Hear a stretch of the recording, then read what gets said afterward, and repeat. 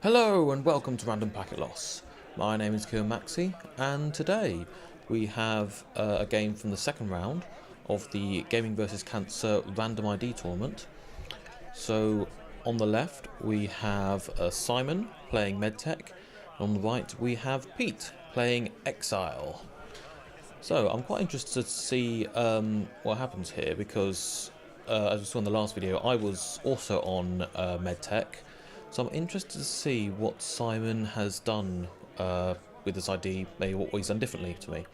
Oh, getting a nice view of Pete's hand there. Looks like we had coloured mem chips. There's a lady, like a miss, and colour scavenge. So Exile's also interesting because, I mean, it's not very good.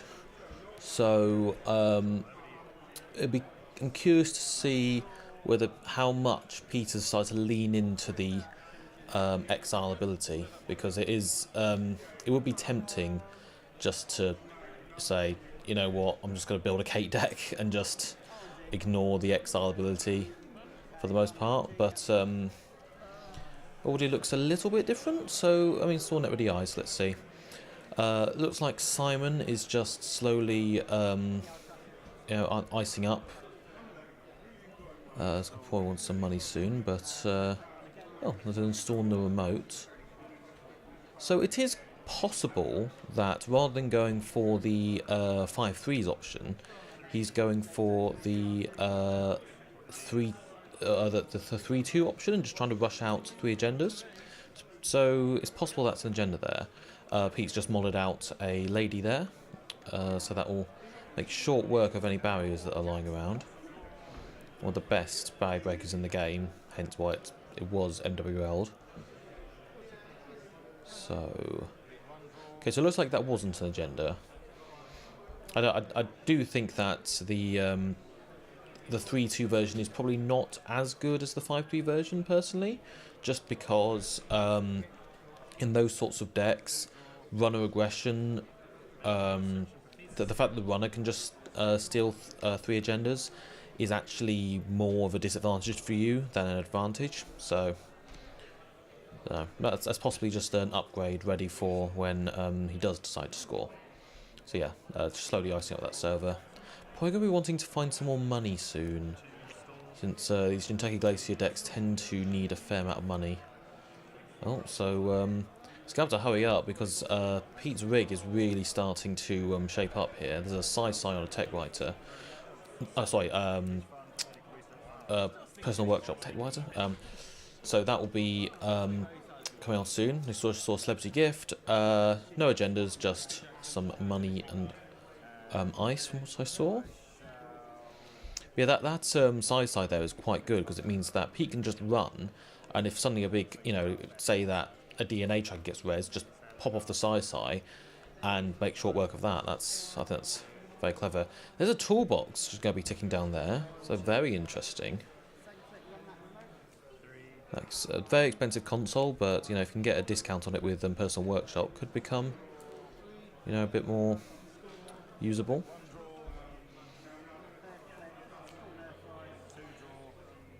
So an SMC down there. So yeah, this Shaper rig is really starting to build up. The only thing that Pete's missing here now is a good econ engine, because he is only on 2 credits. So I don't know what econ he's running, but I think he's going to want to find it as soon as possible. What if he's on the whole kind of cache recursion nonsense? Well, looks like wherever he's got his drawing for it. Yeah, and show a clone job on the workshop. It's just the great thing about Personal Workshop, like you can draw up a bunch and then just click a bunch of stuff onto it. It's just like just from a hand management perspective, and then just get it off whenever you like.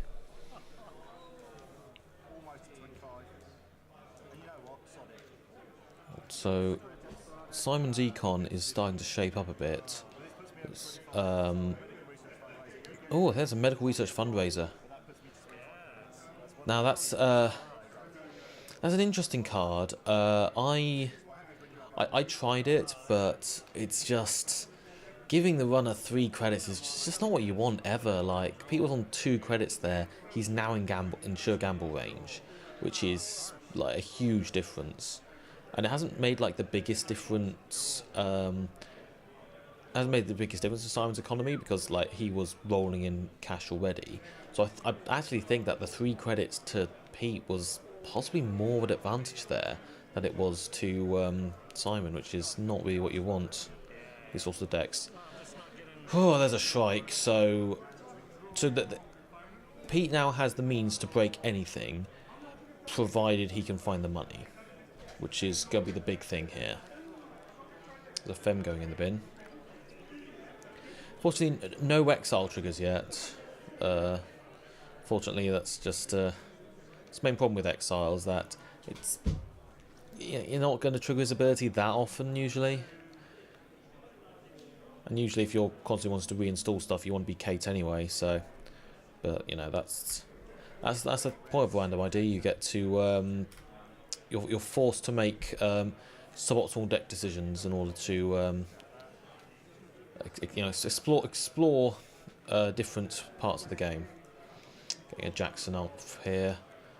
Siren opting not to immediately pop it because, to be honest, it's probably unlikely that Pete's on Rumour Mill.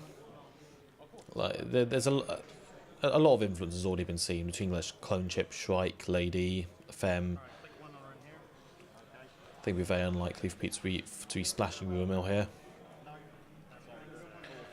Well, nothing dumps there, just a bunch of... Wow, so Simon has drawn a lot of ice here, which is good, but I think he's actually getting to the point now he wants to find his agenda. And here, Pete has found his money. So this puts Simon on the clock here, because at this point, Pete can kind of just safely click Opus turn after turn and wait until... wait until either he gets like a good multi-axis play off, or until Pete tries to score. And there's not a lot that Simon can do to tax him out, I don't think. So, if anything, I think like he would want to like go for a score like this turn possibly, but you know certainly as soon as possible. I wouldn't be surprised if Pete's next turn is just gain 8. Where's some more ice? I don't know how much work it's going to do, though. And the trouble is, because all this ice is unresed, all Simon's money could vanish very quickly as soon as that ice starts getting resed. But let's see. So, I think turn pass over to Pete. I wonder if he's just going to gain 8 here.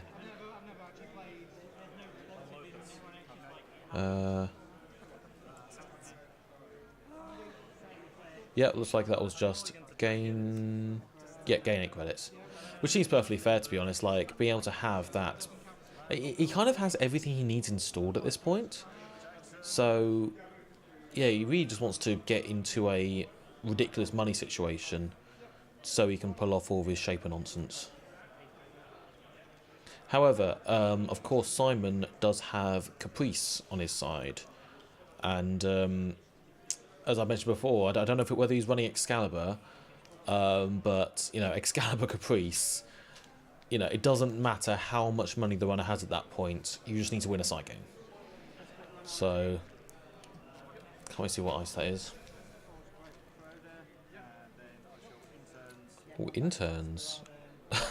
Interns to install ice from hand, interesting. So that's... I mean, that's 2 clicks to effectively gain 3 credits and an install. That's not terrible. I guess if he doesn't, if like he's going to discard it anyway, it kind of makes sense. But I don't think we can afford to res that ice is the question. But it looks like Pete's just gained 8 again, which seems perfectly reasonable. Yeah, Simon just has to go for the score. Like, Pete's only just going to get into a more advantageous position if he waits. So really now it becomes... So, this could be interesting. That's almost certainly a Caprice in there, I think. Although a Batty could also be quite spicy. So, Pete's gonna... Pete probably has the means to get in at least once, but it's important to remember that Shrike is bloody expensive. I've tried it in Shaper decks before, thinking, oh, you know, it's fine, I'll have money, this is like a no-nonsense breaker. But you just install it, and it's like, wait, 5 to install, and then 4 to break most pieces of ice? Ugh. It's just brutal a lot of the time. I mean, it'd be good against Kamainu if Simon is running it. So Pete is on 18 credits. So actually, that's not like it's not like infinite credits, especially since a lot of the breakers still need to be installed. So if Simon has a lot of sentries on there, like maybe you want to just any sentries that cost 4 a strike, this server could be quite expensive to get into, especially if he has to if Pete then needs to play a side game at the end of it. So this could well work, but I'll just see what happens. So I think Pete's trying to think about what he wants to workshop here. So he's just going to tick down the toolbox. I'll probably tick down the Shrike here, just because you're much more likely to need that at this stage. He's clicking Opus, maybe like click Opus twice. Seems fair. I mean, click Opus. Sure, with click Opus 3 times and run is that then if there's a Caprice, then you have to win the side game.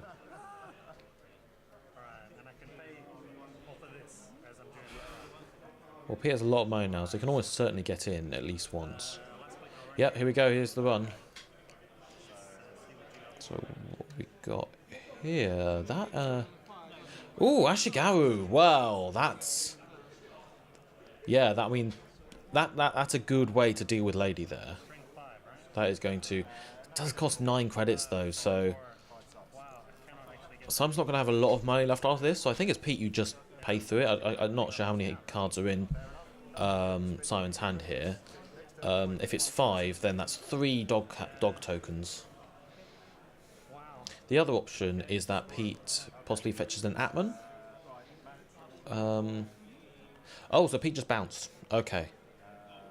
That seems fair enough. I don't know, actually, because, like, there's a huge tempo hit for Simon to kind of res any more ice. But Simon is now poor, so I think this is a very good time for Pete to maybe just start applying a lot of R&D pressure. And just money up and make sure that next time he goes for Simon goes for a score, he's got to get in. So getting a run on R&D seems fair. Oh, Enigma. Do you use the Sai here is the question. I think his deck's running a lot of Scavenge, so it's not like the worst thing really. I was going to get out the toolbox, probably for memory. Seems fair. And that's going to power his econ as well, because it gives you 2 recurring credits spent on icebreakers, which is pretty tasty. I mean, this is proper just big rig shaper. Just loads of memory, just all the programs, just I like it. So yeah, that Enigma is just going to get broken with Sai and Toolbox. Nope, no res on the next thing. That's what we get. And there's a GFI. Whew, so that does mean, so Pete just needs to find the other 2 agendas, which Medtech agenda suite is just so brutal. But just, you know, why not with R&D again? Pay 2 credits. Jackson Howard, I think you trash it. Yeah, you trash here. I think that's a good call. Just go again, why not? Pete's not in a bad money position here. Like, he can just, if he's ever low on money, just click Opus a few times. And then he's, yeah, just draw last click, seems fair.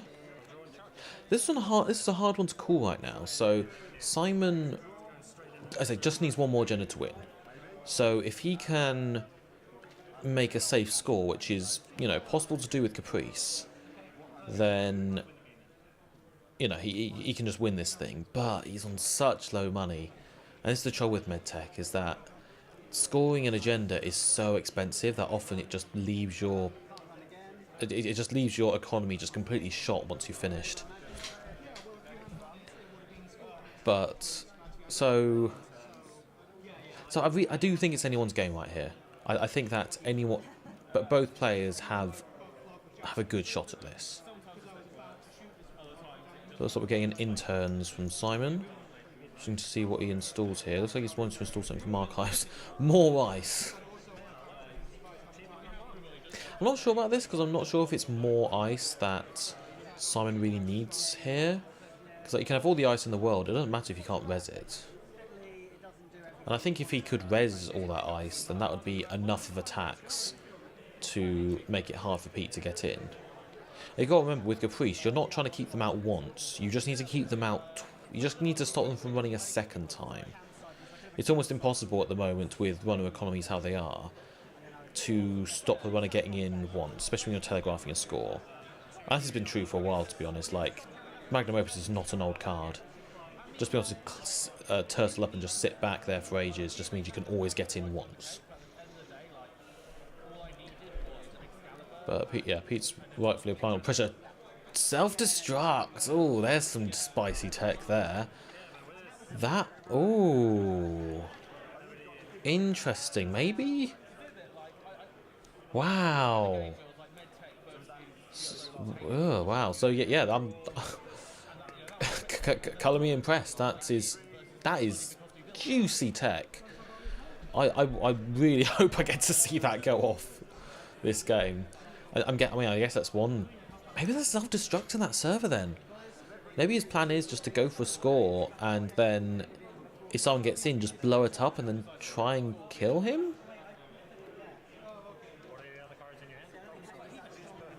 Oh yeah, so Celebrity Gift into restructure. Future Perfect's in there, so that's the agenda that Simon needs here. So I wonder if he just goes for a score next turn. If that's a Caprice, that could be pretty safe. And it also begs the question, does Pete just run this server now, try and clear out that Caprice? I mean, we have to assume it's a Caprice, it might not be. Or does he just keep it? I mean, does he just run HQ, try and snipe that agenda? I think HQ is actually pretty good here, although you do have to win a side game. I mean, R&D is also good. No, so it's just an enigma. It's unfortunate.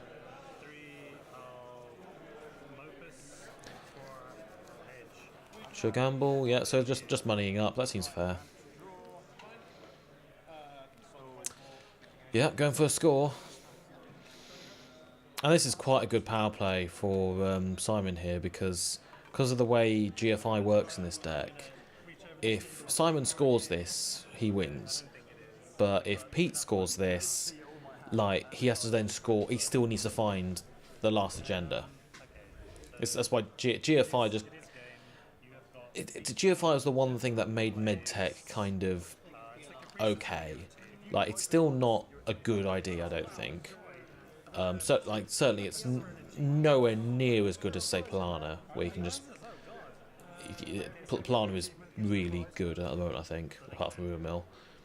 But the fact that you can have this such oppressive agenda suite does give Medtech a little bit of an edge. I think you know, I've had to learn how to play it. It is an interesting deck to play. Like I don't mind sort of, you know, subpar IDs if they force you to play in like a different and interesting way. I think that's just really interesting for the game. So Pete's going to have to run this. I mean, he's got loads of money, so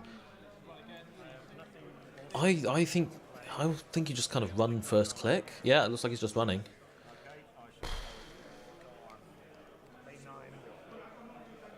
So there was a Lotus there, but the Sai is not pointed out that server. So yeah, where's a Lotus? So the question is, does Pete SMC for another Sai, or does he jack out, scavenge the Sai, and then run again? It depends, you know, what else he's got in his deck, how much money he's willing to spare, a couple of things. Oh, so it looks like he's jacking out, installing an... Atman 4 is very good here. That's very good here. Wait, how many cards are in Simon's hand? That is important, actually.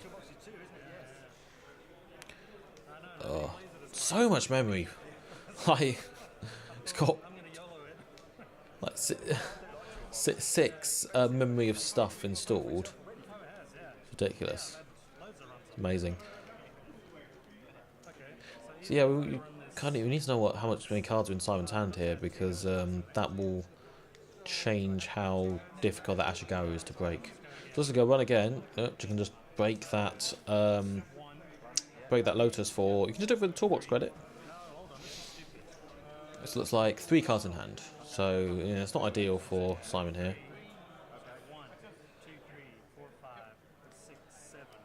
Wait. Oh, so it looks like he's also installing a Sai, which seems fair, because it's not unlikely that there are more Kogates down the line. I do wonder if that Atman install was strictly necessary then.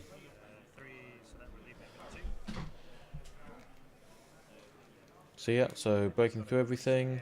He's used his toolbox credits. I'm not sure if he's remembered to use those. What is that? Is that a Hive? Hive's an interesting one.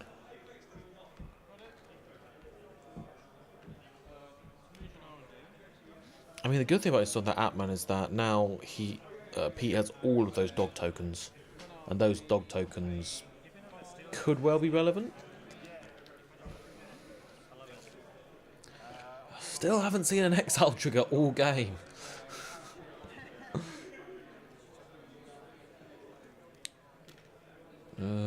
Looks like that was a Hive. It's an interesting one, this deck, since it's either going to have 5 subs or 2. How about that? It's like... Oh, so there's an assassin, so that's going to force the Shrike. Are you... No Caprice Res. Interesting. Maybe that is a self-destruct. I mean, that'd still be pretty bad. Oh, man. It entirely depends on how many credits. Now, self-destruct wouldn't work. You can't get the trace to fire. Oh. Oh, yeah, I know. I missed what the upgrade was there. He picks it up. Yeah, self-destruct wouldn't work because you just couldn't find the credits, I don't think, unless... Oh, man. Unless Pete spends all his money here? Oh my god, I don't even know. I can't even speculate on what's going on here. So Pete wants to break through the assassin. It costs him 7 credits to get the Shrike and then break it, which is pretty rough. Is it even? I don't even know what the base strength of Shrike is.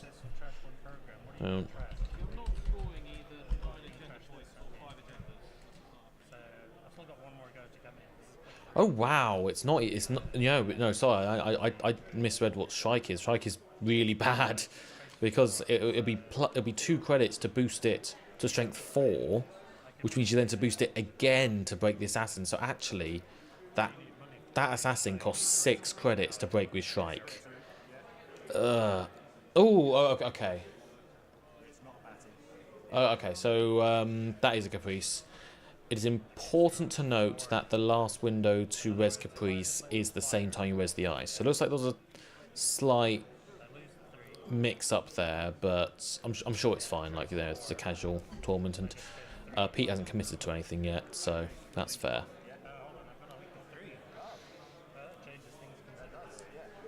I think just realising that because Assassin is a pair of traces, Toolbox gives you, I think, 2 link? Should we remember what these cards do? So the best call could well be just to let it fire and then just pay the traces. Strike is so bad. Ugh. Looks like it could well come down to a side game here. Oh, yeah, so if Pete wins this, he wins the game. No, he doesn't. Sorry, if Pete wins this, he still needs to steal another agenda. So, crap. No, it's like... if he loses this side game, it depends whether he can get in again to play the side game again. Ugh. What I talk about, Medtech is great. Oh, what do you bid here? I have found that bidding 2 is a good strat, mainly because the people I live with, like, for the longest time, they just bid, they never bid 2. So I basically just won every single side game by bidding 2 on every side game. Oh! Wow. No, I think... I can kind of see why Simon did that, but... Oh god, yeah, because he still needed 3 credits to score the agenda, so actually he was on a very low credit total to be playing those side games. Because if Pete was able to get in again, and he probably could have, then you still can't keep him out and score the agenda. Unless you bid 1 on one and 2 on the other, so 1 on one and 0 on the other. So yeah, that was a precarious situation to be playing side games. Very easy to forget when you're playing these decks. Just like you forget the money you need to play side games. I always, whenever I'm like counting up, if I have enough money to go for a score, I count 2 credits per side game. So I think Resin Caprice actually costs 4 because it's 4 to res, it's 2 to res and then 2 to play the side game. Oh, now this is very close, and I think Pete has the edge here because if you look, Simon has lost so much money trying to go for that score, and Pete's still on 11 credits, and he can just click up with Opus if he ever feels he's falling down. There's an RDI. So now I think you just apply a lot of R&D pressure. Just R&D lock, stop Simon from seeing any agendas. That's a rainbow. No. No, so... No, I think Pete is definitely favoured at this point. It really did come down to that side game, but as I said, Simon just needs a couple more credits. In a way, it was probably would have been better just to not res the assassin. That would just give you more credits just to play the side games, and just, in a way, just hope that you win enough side games.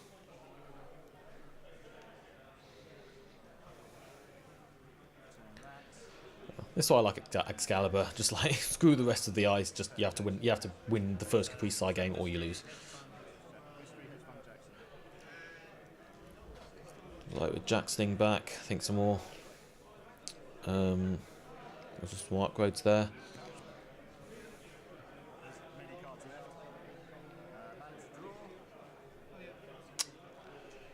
So now Simon needs to like fortify R&D a bit, find some more upgrades. Looks like there might be one in that remote, and just try to build another scoring window, which is difficult in this deck. Ooh, looks like he just drew GFI, so that's the winning agenda for both players. So, Jackson money up a bit. We're probably getting to the stage here of install a nice, take 2 credits, and just try and turtle up for long enough, but Pete's probably not giving enough of a window for that. Oh, there's a future perfect, so another side game. And go, I mean, This is rough. Yeah, bidding 2 seems fair, but Pete's probably just going to run again. Oh, no! 2 side games. Whereas Pete, you just bid 0. Just keep bidding 0 until you vamp out the court, but then just until you can eventually steal one. Oh my god. Oh, that is punishing. I mean, yeah, just run again. Just. How many credits is Pete on? Can he keep this up? Looks like he's on 7 credits, so maybe you can like bid 1 on all the side games, but then maybe Pete just gets twice of that and just bids 1 on one of them. Oh man.